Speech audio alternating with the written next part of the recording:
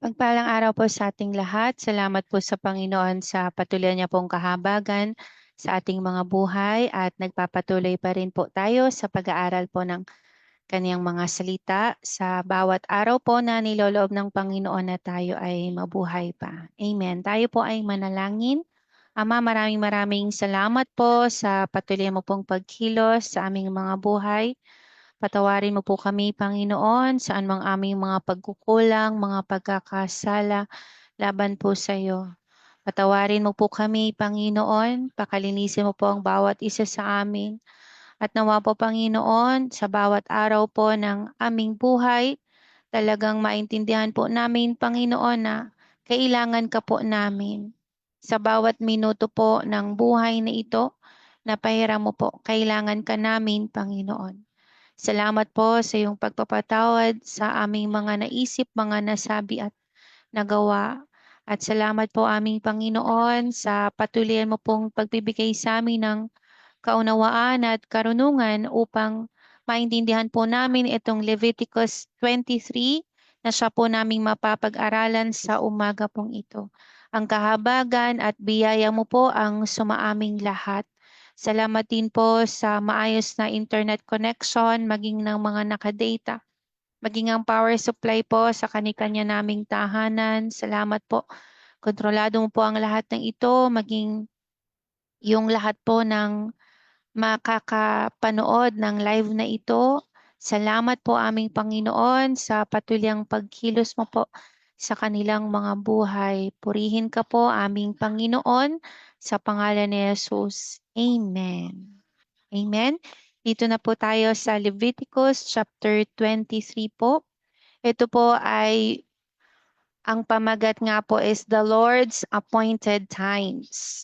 So ito po yung mga feasts na itinakda ng Diyos na aalalahanin po ng mga Israelita taon-taon po. So annually po gagawin po nila itong feast po na ito. Again, ito po ay itinakda ng Diyos. Sabihin mo nga po, itinakda ng Diyos. Kasi di po ba sa ating kapanahonan ngayon, ay may mga itinakda po ang tao na mga pagsasaya po.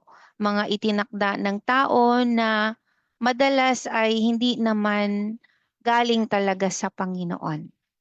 Pero dito makikita natin na ito po ay mga ipinagutos ng Panginoon para po sa mga Israelita o sa mga Hebreo na kanilang aalalahanin po para sa Panginoon. Basahin po natin, sabi po dito, verse 1, inutusan ng Panginoon si Moises na sabihin sa mga Israelita ang mga tuntuning ito tungkol sa mga espesyal na araw na magtitipon sila para sumamba kay Yahweh. Again, ito pong mga selebrasyong ito, mga espesyal na araw ng pagtitipon ay para sambahin po ang Panginoon, para alalahanin ang kanyang mga kabutihang ginawa sa mga Israelita.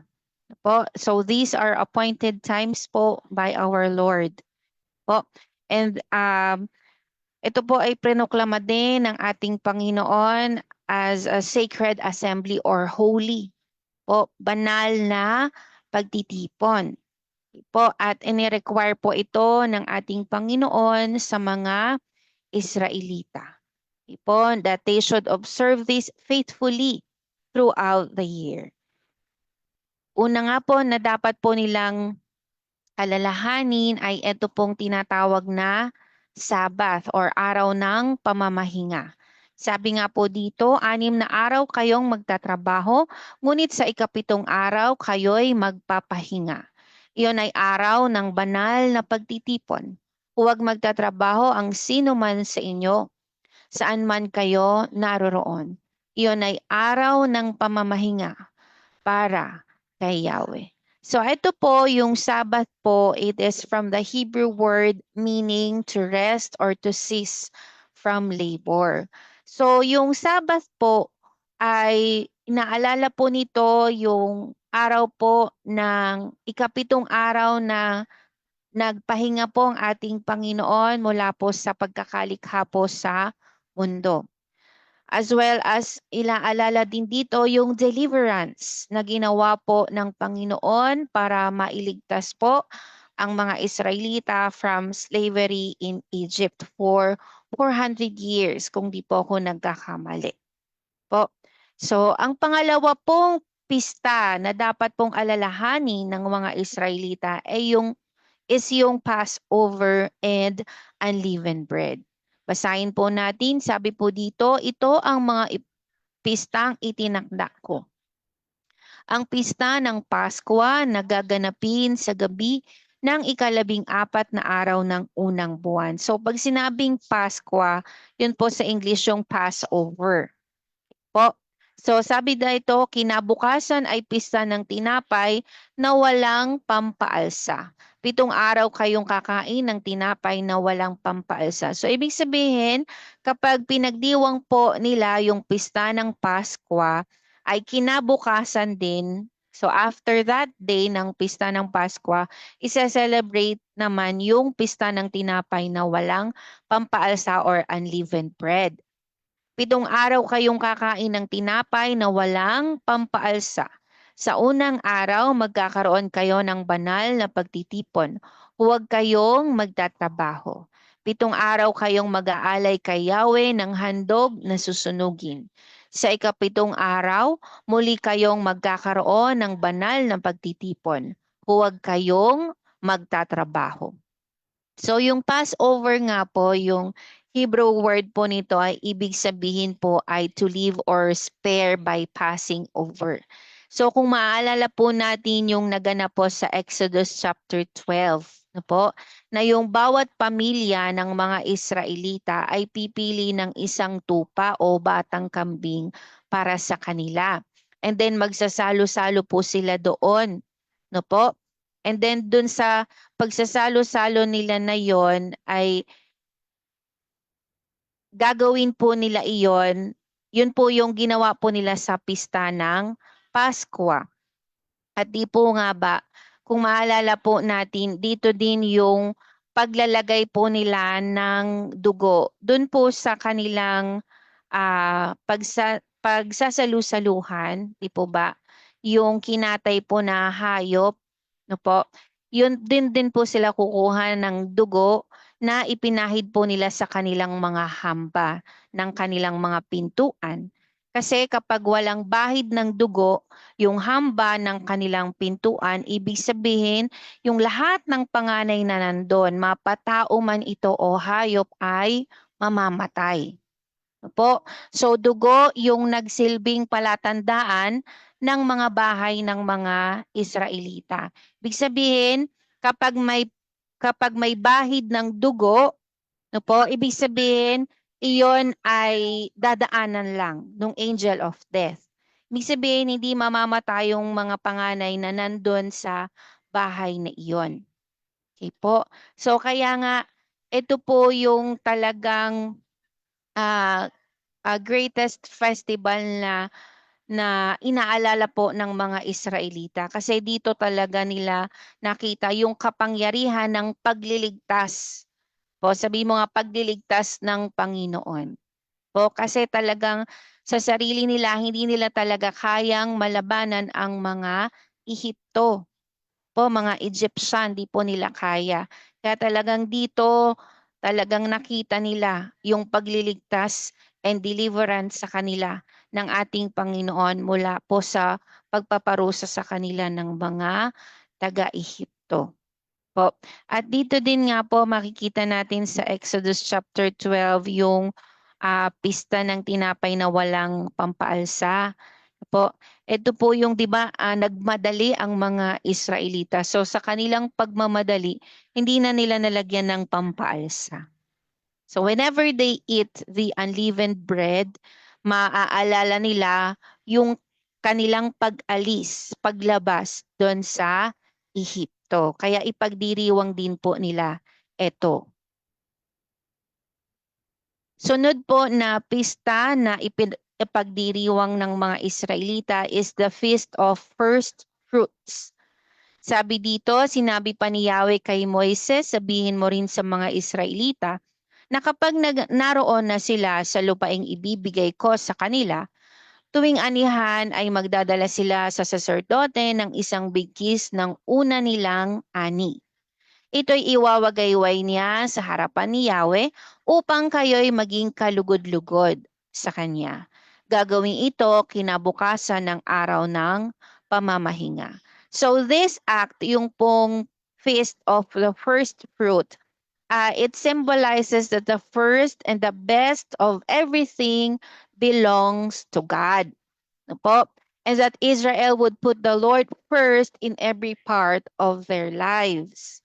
Po, it is also an expression ng pagpapasalamat po sa Panginoon dahil galing naman po talaga sa Panginoon yung mga tinatangkilik o mga bagay na na po-provide for the Israelites. Ito ay galing sa Panginoon. Sabihin mo nga galing sa Panginoon. Po. So, kaya nila ito ginagawa. Kaya ito nila aalalahanin. Po, itong the Feast of the First Fruits. Para maalala nila that everything belongs to God. So kaya kailangan talaga yung pinaka-the best yung maialay nila para sa Panginoon. Kasi ang lahat ay galing sa Panginoon. Po. Sunod po ay Feast of Weeks. Sabi po dito, pagkatapos ng 7 linggo mula sa araw na kayo'y naghandog ng mga ibinigkis na ani, muli kayong magtipon at mag-alay ng handog ng pagpaparangal mula sa ibinigkis ng unang ani. So di po ba kung bibilangin po natin yung 7 times 7, 49 days po iyon. So yung 50 araw, ang araw pagkatapos ng ika-7 araw ng pamamahinga. Dito po nila ito gaganapin yung ika-50 days. No po? Kasi 7 linggo, kaya Feast of Weeks kasi 7 weeks yon. So yung ika-50 day, 50th day, doon nila gagawin itong ipinag-utos sa kanila ng Panginoon na pagdiriwang. Ang inyong ihahandog ay 2 tinapay na bawat isa ay gawa sa 4 na kilo ng magandang klasing harina na may pampaalsa. Ihandog ninyo ito bilang handog na itinataas mula sa inyong unang ani. So, ito pong Feast of Weeks ay ginawa din po ito sa New Testament at ang term nga po na ginamit dito is Pentecost na mababasa po natin sa Gawa chapter 2 verse 1 from the Greek word meaning 50, yung Pentecost. So as one of the harvest feasts, the Feast of Weeks involved offering the first loaves of bread made from the wheat harvest to the Lord. So on this day, the Israelites also read from the book of Ruth and the Psalm. So iba-iba po no yung kanilang ginagawa. Each of every feast na iniutos na itinakda ng Diyos rather na gawin po ng mga Israelita. So yung sunod po is Feast of Trumpets. Sinabi pa ni Yahweh kay Moises, sabihin mo sa mga Israelita, ng unang araw ng ika-7 buwan ay araw ng pamamahinga, araw ng inyong banal na pagtitipon. Ipapaalam ito sa pamamagitan ng mga tunog ng mga trompeta. Sa araw na iyon, huwag kayong magtatrabaho. Kayo magdadala kay Yahweh ng pagkaing handog. So, Feast of Trumpets nga po. Para po maalala nila na ito ay Feast of Trumpets, it will be announced with the blast of trumpets. Talagang iba't iba na tunog ng trompeta. So commencing 10 days of solemn dedication and repentance before the Lord. Susunod naman po is the Day of Atonement na ginaganap nga po once a year. Sabi dito, sinabi pa rin ni Yahweh kay Moises, ang ika-10 araw ng ika-7 buwan ay araw ng pagtubos sa kasalanan. Sa araw na iyon ng inyong banal na pagtitipon, mag-ayuno kayo at mag-alay ng pagkaing handog. Huwag kayong magtatrabaho sa araw na iyon sapagkat iyon ay araw ng pagtubos sa kasalanan. Ito ay isa sa gawa bilang pagtubos sa inyong pagkakasala sa harapan ni Yahweh na inyong Diyos. Po, na specifically na pag-aralan natin last week po, kung hindi po ako nagkakamali. Yung paano gagawin yung pagtubos sa kasalanan. So, punong saserdote lamang po ang pwedeng maka-enter sa Holy of Holies at ginagawa nga po nila ito once a year.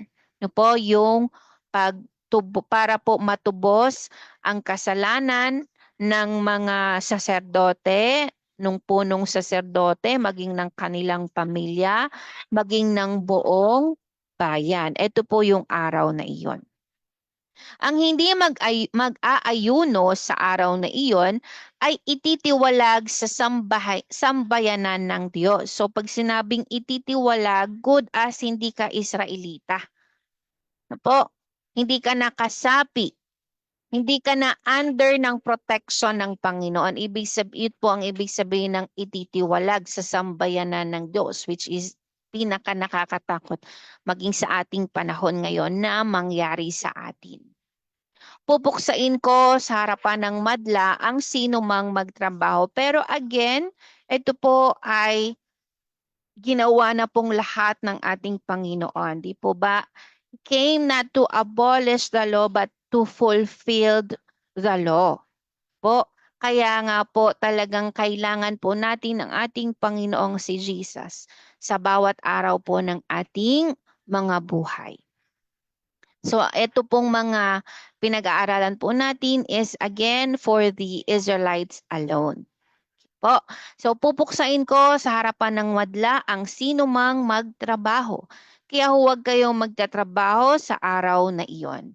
Ito ay batas na dapat ninyong sundin sa habang panahon saan man kayo naroroon.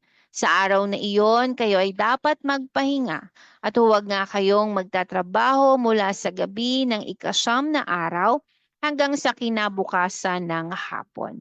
At mag-aayuno kayo sa mga araw na iyon. So the Day of Atonement was the highest and holiest day of the Lord's appointed times.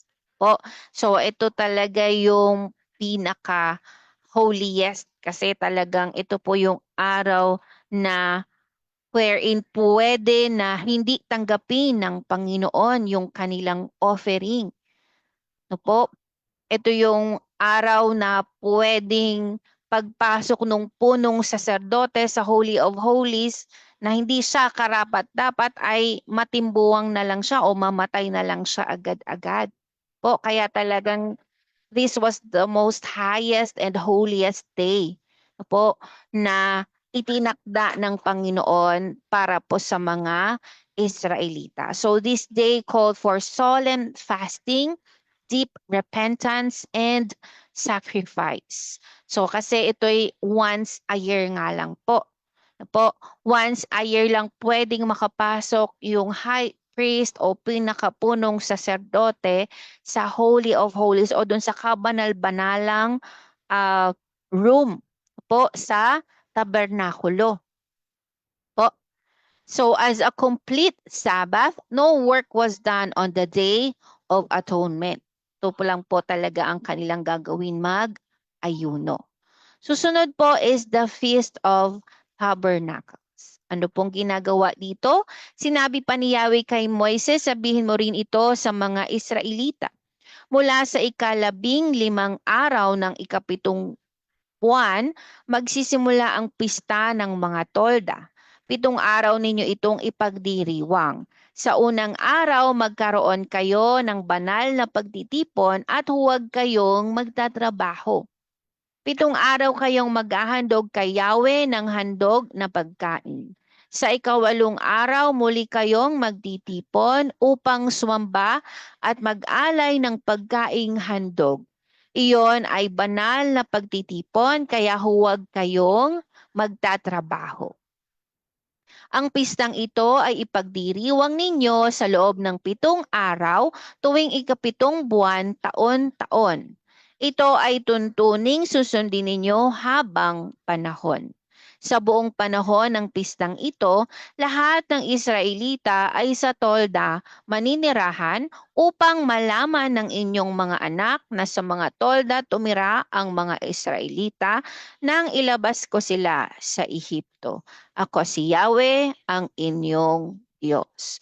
So sa lahat po ng mga aalalahanin o i-commemorate ng mga Israelites sa mga itinakdang araw o special na araw na itinakda ng Diyos for them to commemorate, lahat po ng ito ay para alalahanin ang kabutihan at kagandahang loob po ng Panginoon sa mga Israelita. Sabi nga po dito, the Lord's appointed times were celebrations of God's divine protection and provision. Each one recognized different aspects of God's work of salvation in the lives of his people.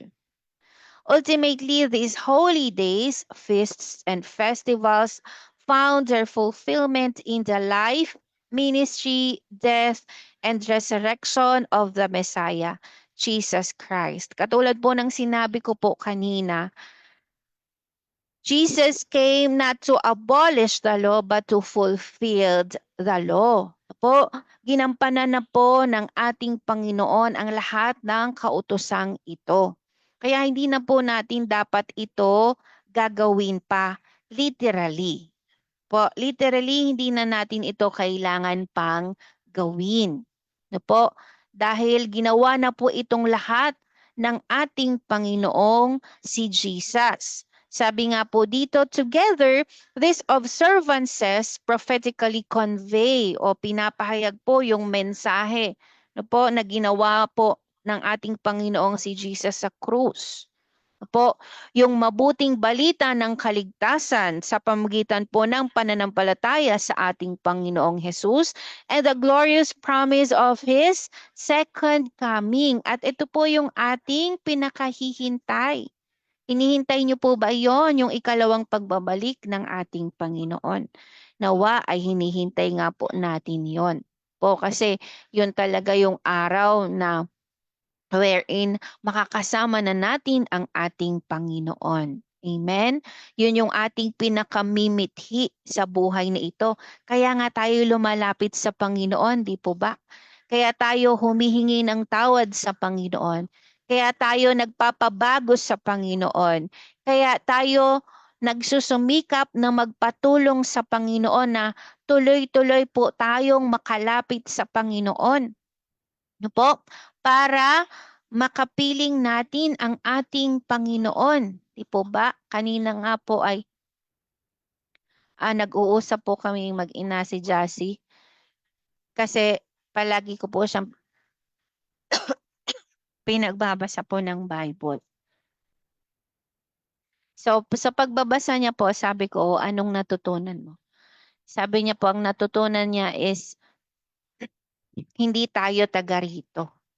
And yes, dapat talaga maunawaan natin yon. Hindi tayo taga rito. Po. So kung nasan ang Panginoon, doon tayo. So kasi God is our home. Siya yung tunay nating tahanan.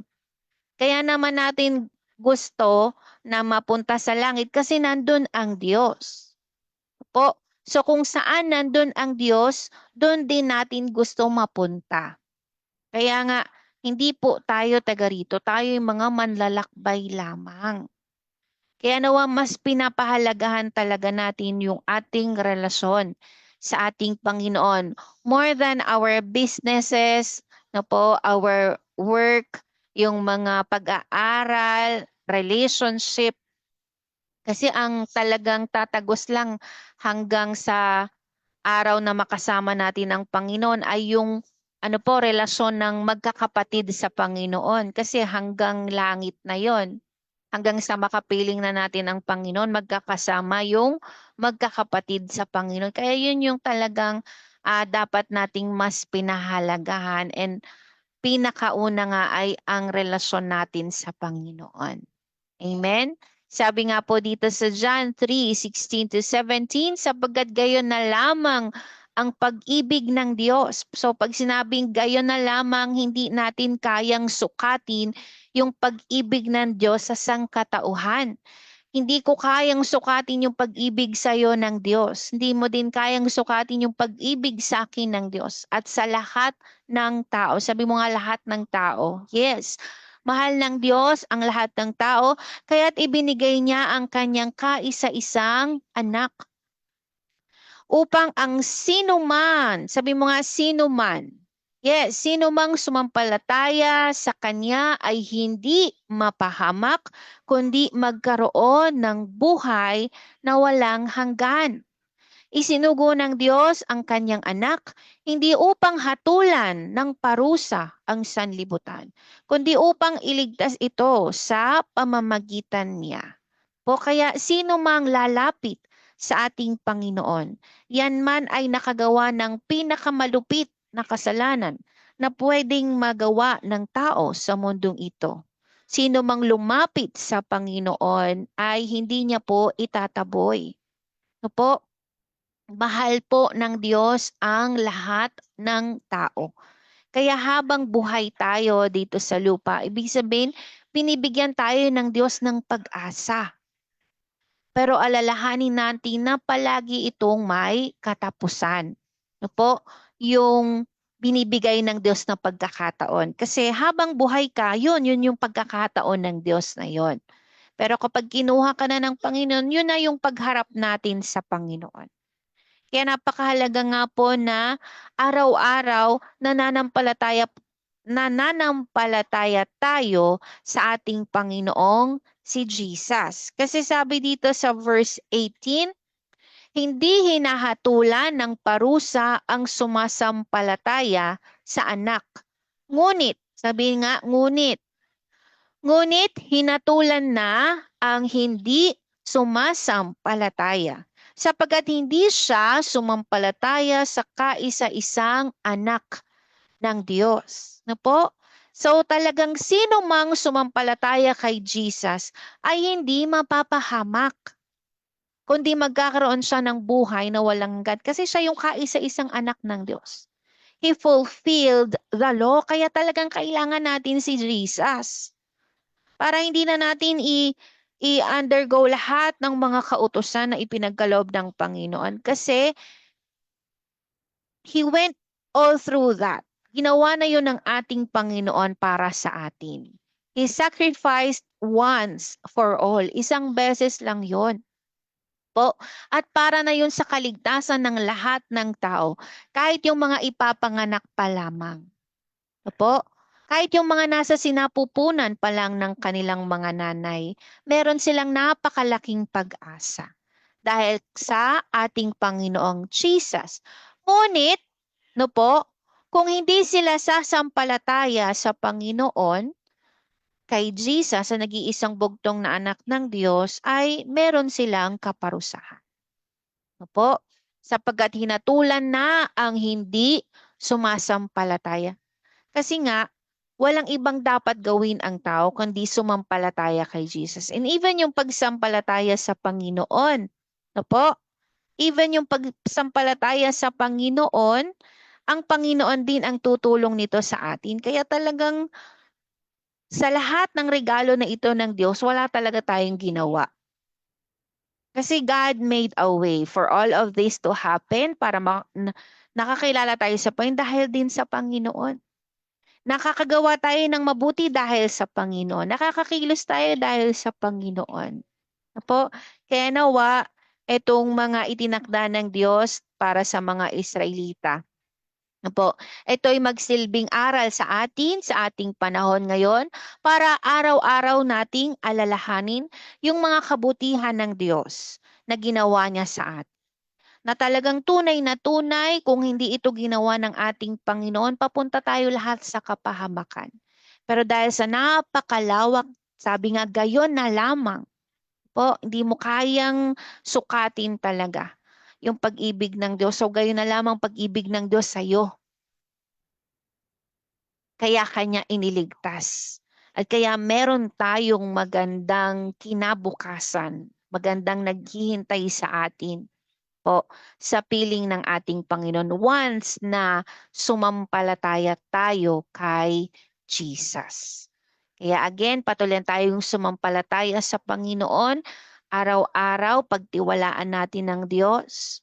Alalahanin natin ang lahat ng kabutihan ng Diyos sapagkat tunay na napakabuti po ng ating Panginoon sa anumang sitwasyon ng buhay na ating nararanasan. Amen? Tayo po ay manalangin. Ama, maraming maraming salamat po sa Leviticus 23 na patuloy ang nagpapaalala sa amin, Panginoon, na talagang ikaw ay mabuti. Lahat po ng iyong mga gawa ay ganap at sobrang buti, Panginoon. At ito ay para sa aming kaligtasan. Maraming maraming salamat po, aming Panginoon, for sending Jesus in our lives. Kasi totoong totoo, Panginoon, kung hindi ito ginawa, kung hindi mo ito ipinagkaloob sa amin, Panginoon, kung hindi mo ipinagkaloob si Jesus sa amin, Panginoon, ay wala nga po kaming kaligtasan. Lahat kami ay papuntang kapahamakan. Pero dahil sa aming Panginoong Hesus na nagsakripisyo sa krus ng Kalbaryo, meron kaming kaligtasan at meron kaming buhay na walang hanggan sa piling mo po, aming Panginoon. Maraming maraming salamat po for fulfilling the law. Hindi na namin dapat at kailangan pang gawin ang lahat ng ito because you did it all for us.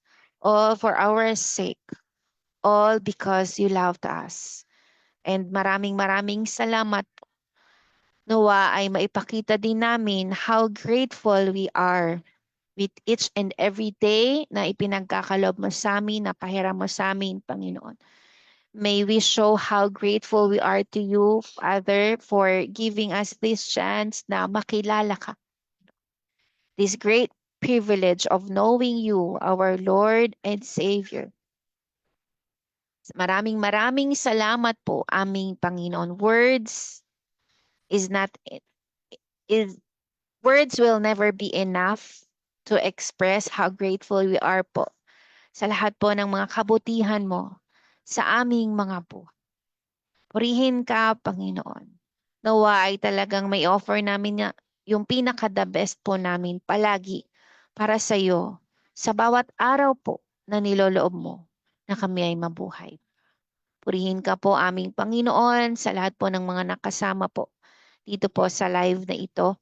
Maraming salamat po sa mga nag-join. Kilala mo po sila. Katagpuin mo po ang kanilang mga pangangailangan.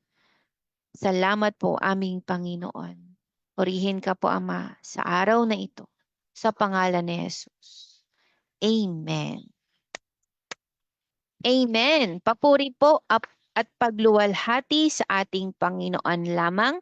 Yes, nais ko pong pasalamatan ang lahat po ng nag-join sa ating live sa araw na ito. Amen. Yes, Daddy, maraming salamat po sa Panginoon, sa inyo pong buhay. Patuloy pong katagpuin ng Panginoon ang mga pangangailangan niyo po. Maraming salamat din po sa Panginoon sa buhay po ng ating nawala po. Ayan, yes. Maging ng ating Pastor Lito, ni Mamang at ng kanyang mga mahal sa buhay. Maraming salamat din sa Panginoon sa buhay po ng Nanay Nelia at mga kamag-anakan po na nandito sa Pilipinas at nasa ibang bansa. Maraming salamat din sa Panginoon sa buhay po ng aking mga kapatid, mga pamangkin, ng aking nag-iisang asawa at ng aming mga anak. Maraming salamat din po sa Panginoon sa buhay po ng ating kapatid na Hazel and Christian. Patuloy kayong paghimalaan ng ating Diyos na buhay. Amen. Salamat din sa ating Lovely at sa kanyang nag-iisang asawa at sa kanilang mga anak sa buhay ng ating Tatay Rading, Nanay Lorna, Michael, and Pretty. Salamat din sa Panginoon sa buhay po ng ating Mare, si Joanna Fegallardo. See you all later po, mamayang gabi at 7 p.m. Maraming salamat din po sa ating kapatid na Crazy. Patuloyan ka pong samahan ng Panginoon. Ganon din si kapatid na Melchor at si Mary Mel na inyo pong anak. Salamat din po sa ating Nanay Lamia. Patuloy din po kayong paghimala ng ating Panginoon at salamat din po sa inyo pong mga mahal sa buhay. Salamat din po sa ating kapatid na Florence Toque. Hello po kapatid. Patuloy pong katagpuin ng Panginoon ang inyo pong mga pangangailangan. Yes, and please remember all our brethren po na nakakaranas ng bagyong Marce. Patuloy pong kahabagan po tayong lahat ng ating Panginoon, especially yung mga bayan po na apektado po ng bagyong ito. Maraming salamat din po sa Panginoon sa buhay po ng ating kapatid na si Narly Gatmaytan. Hello po sa inyo. Pakingatan po kayo palagi ng Panginoon. Gayon din ang aking classmate na si Darlene. Hello classmate. Salamat sa pain sa buhay mo, sa buhay ng nag-iisa mong asawa, maging ng inyong mga anak. Maraming salamat din sa Panginoon sa buhay ni Yes, Ate Jinky, hello po. Salamat po sa pagmamahal niyo po sa Nanay Nelia, sa inyo pong asawa at sa inyo pong mga anak. Maraming salamat din po sa Panginoon sa buhay po ng ating Nanay Lorna Villanueva Gayas, Tatay Umeng, hello po sa inyo pong mga anak at mga apo. Maraming salamat din po sa buhay po ng ating Mama Len at Kuya Ronnie. Patuloy din kayong paghimalaan ng Panginoon. Kasama po si Papay at ang mga mahal niyo po sa buhay. Salamat din po sa Panginoon sa buhay po ng ating Nanay Gemma Pescasio de la Cruz. Hello po, Nay. Sa Sunday po, loobin ng Lord or mamayang gabi. Salamat din sa Panginoon sa buhay ng ating Teacher Bell, Sir Nelly, and si Noe, maging ang ating Ate LP at ang kanyang buong pamilya. Maraming salamat po sa Panginoon sa inyo pong buhay. Hello po, Ate Irene. Salamat po sa inyo, maging sa inyong mga anak. At kay Sir Bob. Hello po, Sir. Patuloy ding makakilala sa Panginoon ang inyo pong pamilya. Maraming salamat din po sa Panginoon sa buhay po ng Amen. Thank you po sa inyong mga panalangin para din po sa amin. Amen. Thank you po. Salamat po. And yes, maraming salamat din po sa lahat ng makakapanood at makakapakinig ng live na ito. Everyday po ito at 7:30 a.m. Iba-iba nga lang po ang nag-share. And every Saturday, hanggang Saturday po ito. And live din po tayo mamayang gabi sa ating Friday night wherein we can pray po for your prayer requests. So just continue sending it po sa ating Ate Rosel and pwede din sa ating si Joanna. Okay. Mama Len. Yun. Salamat din po sa Panginoon sa buhay po ng lahat ng kapatiran from Miracle of Life, from other fellowship, mga kapatiran po sa iba't ibang lugar. Maraming salamat po sa Panginoon sa inyo pong mga buhay. Everyday po ito at 7:30 a.m. and every Sunday at 8:30 a.m. Palagi po sa Diyos ang kapurihan.